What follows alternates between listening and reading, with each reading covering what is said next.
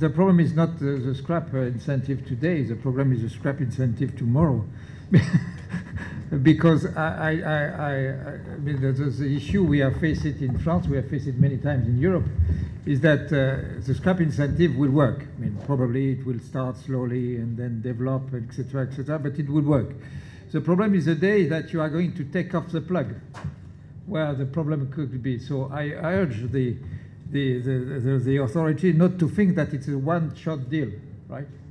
Because if they think that it's a one-shot deal, we are in trouble.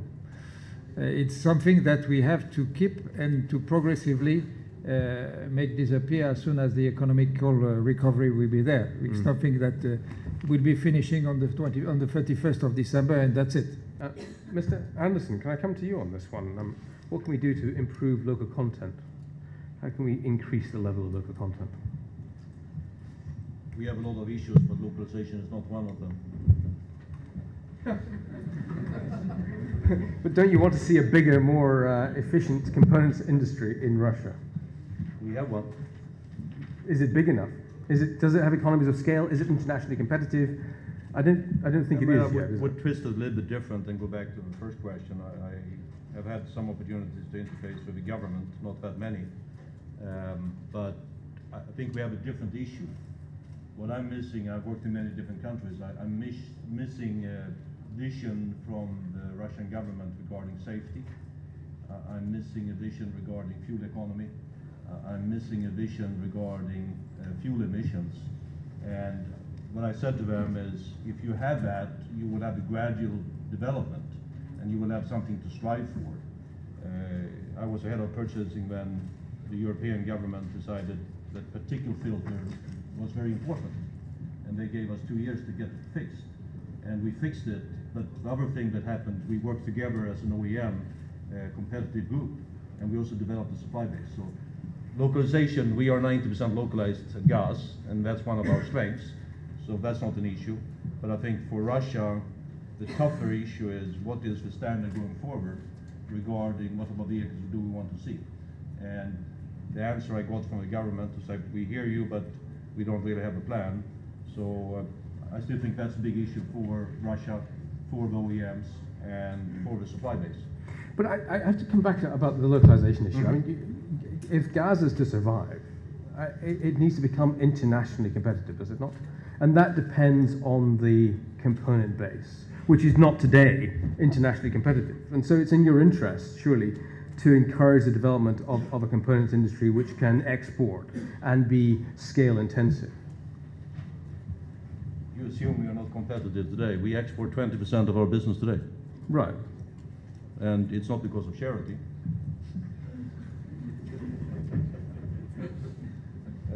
Secondly, I mean, for us, I think it's very, very important to import. When Bosch asked us if it was important to localize the master brake cylinder, I said no, because they produce millions of these master brake cylinders. For me, it's more important that we use our capacity and we use the quality. So I think it's a mix. I think there are a lot of good suppliers in Russia. They may not have the same standards as we have in the Western world, but I'm deeply impressed with many of the small suppliers we have. Okay. Martin Jan, you also brought up the issue of localization. What would you like to see happen?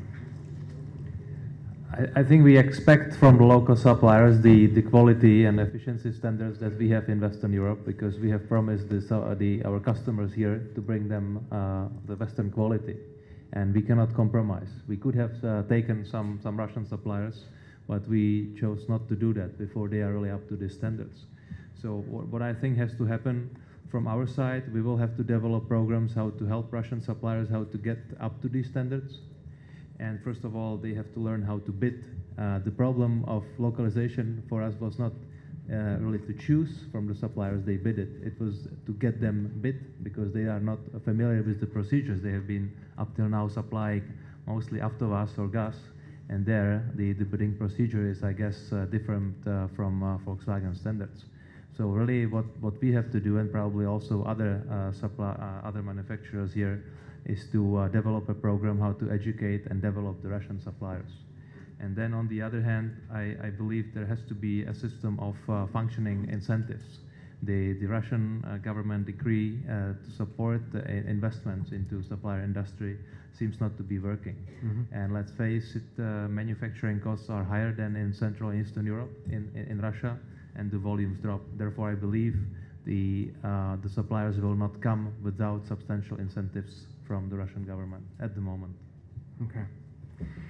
I live in Singapore, and I spend a lot of my time in China. And I look at the development of the auto industry in China, and I see a very different policy from what I see in Russia. So I'm going to ask Mr. Estev, I know you're not representing Autovaz, but Autovaz is, if you like, the elephant that's not in the room here.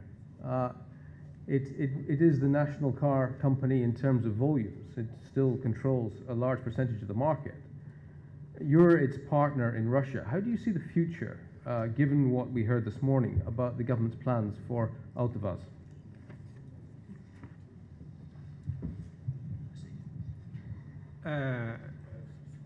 It's a good question. Now, first of all, let's be serious. I mean, Autovaz, as you mentioned, is the car company in this country, right? Togliatti base is the cluster of the car manufacturing in this country. To imagine that Autovaz did not have any future is like imagine that there is a major catastrophe within the Russian industry. And I cannot imagine that.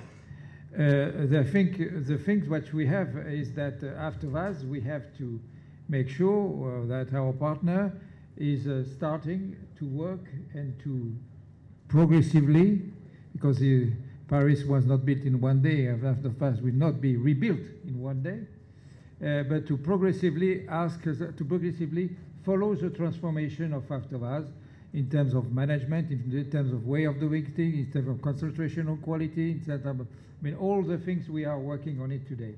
So I am confident, because I cannot imagine that Autovaz will disappear. I am confident because I think that day after day, the change of attitude, the change of mindset is starting to show in Autovaz.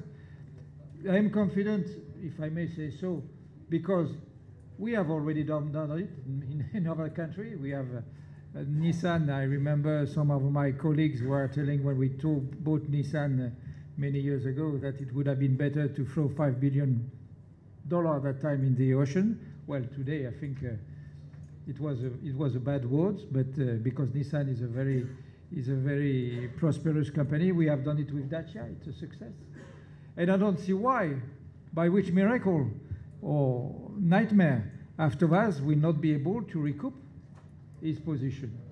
It will need a lot of work. It will need a lot of sacrifice.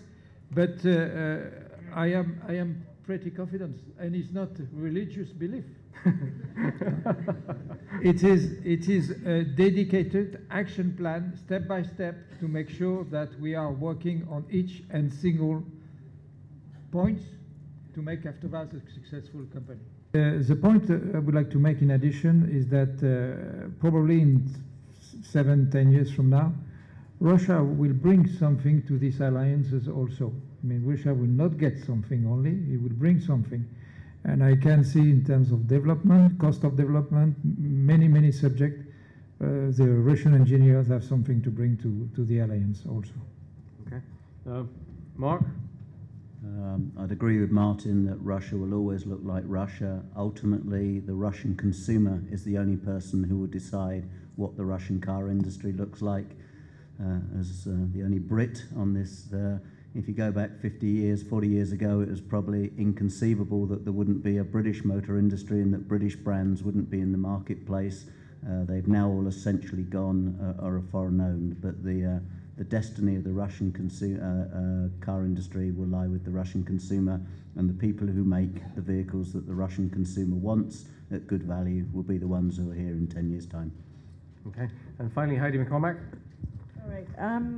I think, going back to what Alexei Rachmanov said this morning, I think the government really has stepped up and is stepping up to think through a a strategy which is becoming more and more cohesive. They've been trying to get their arms around it for several years. And back to an earlier point on the panel, the crisis sometimes bring decisions which are difficult, but actually end up being structurally a more viable position going forward. I think it will be a combination of some of the standalone OEMs you have here and alliances. I think the government is clearly stepping up behind that. And I just wanted to remind the room that 5 years ago, when we were looking at what was then the almost unimaginable issue of localization, now we're all doing it, we're all in process, and it's really not a question of if, it's a question of when, and it's a question more of market recovery and economies of scale and business cases, not if it might happen. And to the point about engineering, I think there's some excellent activities that GM's involved in, that other competitors are involved in.